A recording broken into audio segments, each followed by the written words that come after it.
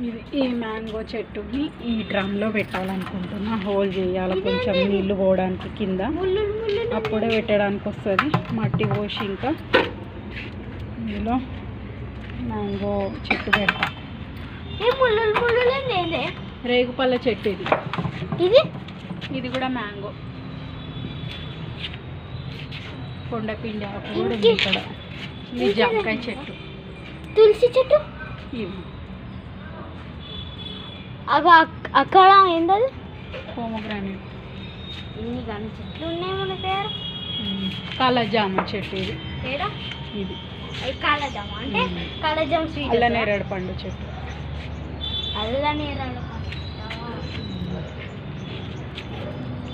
6 monthsకి ఇంత పెద్దగా అయిపోయిన చెట్టు.